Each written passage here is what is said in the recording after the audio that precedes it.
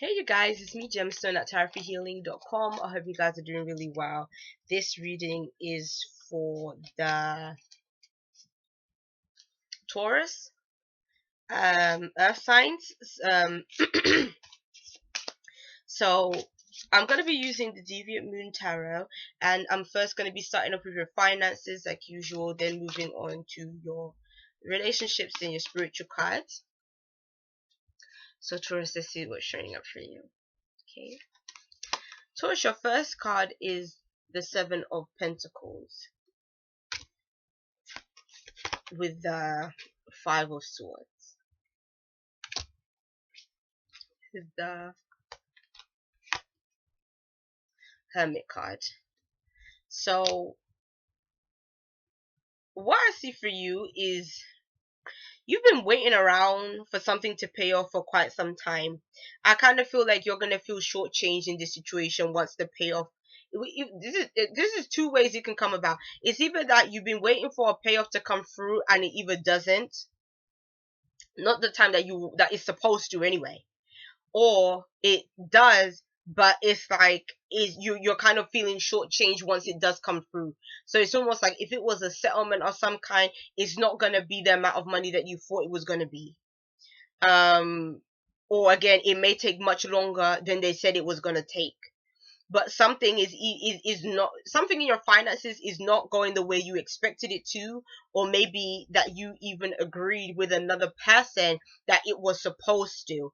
And the Hermit is saying that you kind of may be feeling to a certain extent helpless in the situation. You may feel helpless in a sense of fixing things or changing things, or feeling like you kind of have to accept the process for what it is. The Hermit is also telling me that you may feel like you're out there in the cold, like there isn't a place that you can go where you can get the help that you need in this situation. Again, I also get this feeling of money's being less than what they're supposed to be. So, but I feel like all of this has to do with either somebody that didn't tell the truth, or the situation not being made clear, or an agreement wasn't made clear. You may feel cheated or slighted in some kind of way, and then the Hermit is saying that you feel that you've had the short end of the stick in the situation, and you're gonna feel like that's not fair to you. But then and for some of you guys, you may have been seeking this money, seeking this income, maybe calling up places, um seeing what's happened, what the situation is, and maybe they're like saying, oh, there's a hold on the money, or there's like they're giving you excuses, um and with the excuses they're giving you, it isn't making the situation better. It isn't getting you any closer to receiving that money. And then with the Five of Swords being in the middle, it's saying again like someone has shortchanged you, or someone has kind of felt like they had the right or the responsibility of taking that from you. So it almost could be even a situation of a tax situation as well, like where maybe some of money may have supposed to have come in, but maybe it was heavily taxed or something, and then that's where the shortfall kind of comes from, like the um that's why like the money is less. And then that could also be representing why you kind of feel helpless in the situation, because obviously it's like you're thinking, well, how do I go up against like inland revenue?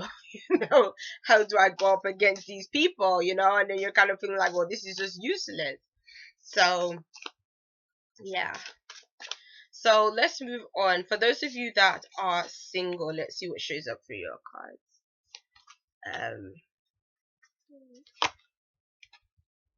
Okay, it's the Death card is the first card, with the Ten of Swords in the middle, with the Ace of Swords at the end. So the Ace of Swords kind of lightens up that reading. It is a bit challenging looking at the two previous cards. So the Death card is telling me that a relationship or a potential suitor isn't in your life anymore, and it's hard, it's difficult for you to accept. You may be still missing this person, you may have been really hurt when the relationship went south. Like the Ten of Swords is talking about your worries, your fears, feeling even betrayed. So feeling like maybe this person promised you was gonna be together, promised you certain things relationship wise, and then you came to find out that that wasn't gonna happen, or maybe something actually happened that was a shock to you, and the relationship had no choice but to end. Um, it is a difficult situation because it almost feels like you're still sitting with that grief, or you're still sitting with that upset, or that disappointment is still, it's still felt within you even though a situation has ended. I kind of get the impression that it could have been that person that made the choice, or that other person was the one that kind of messed things up, or did something that made you feel that the relationship couldn't continue, or maybe that person was the one that actually was the ended everything. But the Ace of Swords is kind of telling you that you can get over this issue. I know it's not easy to just be like, oh, get over it. It's very hard, especially if you love the person. But the Ace of Swords is kind of telling you that you can look at this situation with different eyes. Like maybe, for instance, things weren't good between you and this person in the first place. Like how many times have we grieved over a relationship that really wasn't anything anyway, But again, because you grow attached, because you get used to a certain person, because you get used to them being there and all this kind of stuff, that can create the loneliness. Or especially if you felt lonely before meeting them and then you met them and then obviously you have this companion, it can fulfill something within yourself that when the relationship is gone, you miss it. But sometimes the relationship was full of drama anyways, or issues anyway. And so the Ace of Swords is kind of saying that you should be looking at the how this situation is actually good for you versus how this situation is bad for you. Especially if this was a person that tried to almost manipulate or control you in some kind of way. Because I feel in some kind of situations you may have been dealing with somebody that was like that. And if that's the case, if this person didn't make you feel 100% good about yourself, then you have to kind of come to terms with maybe the fact that they're not there anymore is actually a good thing. So that's what I see in that way. Or another way that it could be showing up as well is that maybe you're just going to be just getting over things anyways. Like maybe you're just going to feel like, okay, I'm ready to let this whole thing go in August, and I'm ready to start afresh and anew, and I don't want to hold on to all this stuff anymore. So it could just be an epiphany that you have, that one day you wake up and you literally feel like the stress and the burden and all these other things you were feeling is just gone. So in that way, it can be good because at least you're gonna feel release, and that release is gonna help you to move on, to feel better about yourself, and to eventually find somebody else. So if you're in a relationship, the cards that you have is the Queen of Swords with the Queen of Cups, two queens. See if we get a third queen. Oh, we have a king this time. So you have all court cards. King of Swords. So that is interesting. That you had the Queen of Swords, the Queen of Cups in the middle, and the King of Swords at the end. The first thing I think to myself is a third party involved in your relationship in some kind of way? Has somebody intervened, or has somebody either overstepped their boundaries? Is there somebody that is trying to tell you what you're supposed to do or how your relationship is supposed to go? Is there someone in the middle of things? I kind of get the impression with two swords cards, and one being a king and one being a queen, is saying that you two are pretty well matched. If you're in a relationship and you've been with this person for a while, you are well matched with this other person. Things are okay between you. But I kind of feel like there's somebody else that is coming in, that is either giving their opinions about what they think of your relationship, or there is somebody that is coming in and they overstepping. I almost feel like this person could potentially be a mother, like your mother or something like that, trying to tell you what to do, or is your partner's mother trying to tell you what to do? But there's something with a person that is kind of smothering or overbearing, and they feel like they're being caring and being kind and everything, but really you don't really want them involved. I feel like they're involved because they have a different perspective of your relationship than you do. They may not understand it because again, you have a swords element with a cups element. The cups is about coming from the heart, swords is about the mind. So they may look at your relationship and be like, I don't see as much emotions as I should see. I don't see the deep connection that I should see. But you're looking at your partner thinking everything is fine. Like the way we are is fine. You may not understand the way we are, but it doesn't mean that there's anything wrong with the way that we relate to each other. We just may have a certain way that we do things. Again, all people are individuals and all relationships are different. What may keep two people in a one relationship may not keep two people in another relationship. And I think that that's kind of what you, either this outside person needs to understand about the relationship you have with this other person. But I feel like it's going to be difficult for them to understand it because again, they want you to look at things the way they look at things, and you can't do that because you're not them. So that's what I feel, and I feel like there is love in your relationship anyways. So I just get the impression that there's somebody else that just kind of needs to step back or kind of step out of certain things. um that's what I get. So another thing is I think another person could be involved in your relationship if they feel that your partner has hurt you in some kind of way. Like if you're the if let's say for instance you went and had a problem with your partner and you went and shared it with a friend, or you went and shared it with a family member, somebody that cares about you, they might be telling you, oh, they don't treat you good, like why you going to stay with this person, why you want to be with them, and you still want to be with them, but you was just sharing with them because you just wanted to vent. But they're looking at it from the perspective of trying to tell you what to do, and you may not be necessarily prepared to do what they're telling you to do, because it's always different when from an outside perspective. So that's kind of what I see as well, that somebody else may be trying to separate you from another person um that you're with.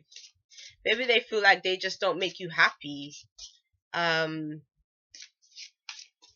so yeah, that's what I get. Let's move on to your spiritual cards. Whew, it's quite warm in this room. I need to open this window. Okay, so you have the queen. I'm still stuck on the Queen of Swords card. Now you have the Wheel of Fortune.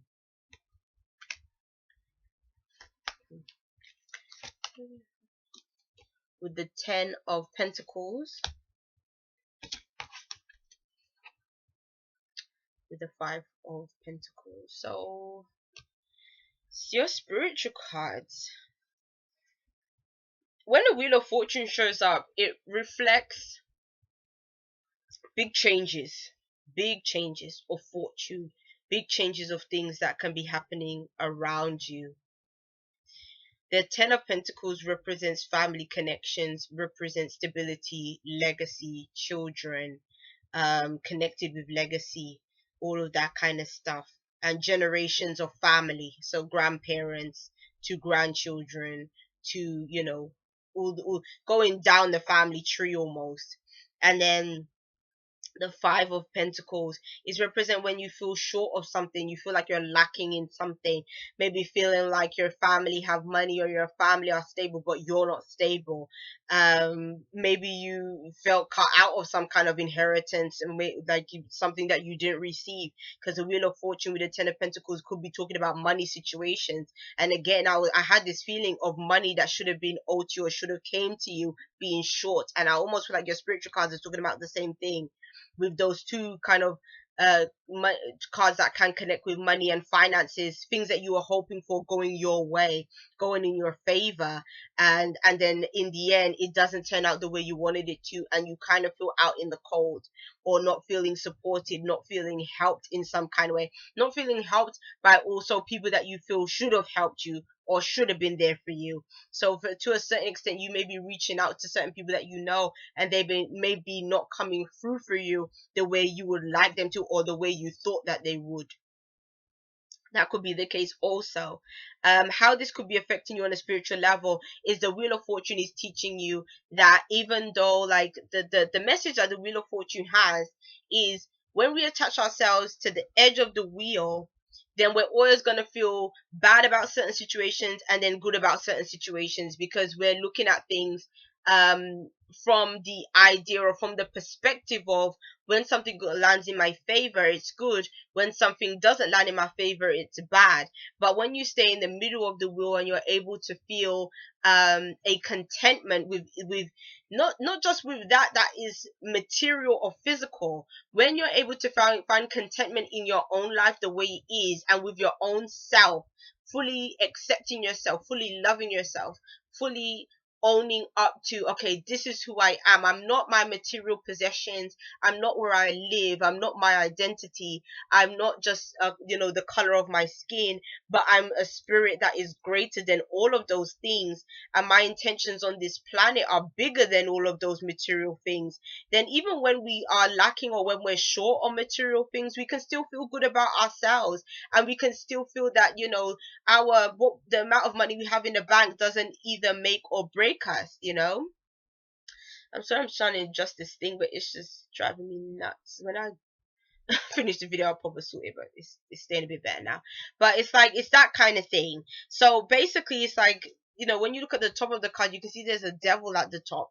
So it's kind of saying that when we associate ourselves with especially material things, we are always going to feel upset. We're always going to feel sad, because we're always going to be looking at ourselves through our status. And again, once our status changes, because money is one of them things, it can change in an instant. I mean, look about the financial crisis that has taken place in the world, and all this other stuff. Like, things can change for you very quickly, especially in the way our economy is.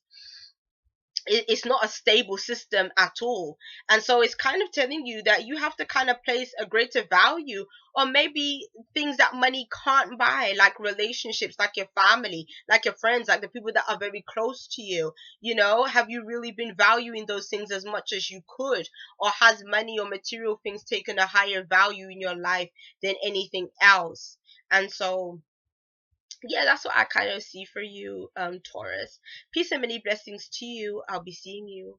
Bye.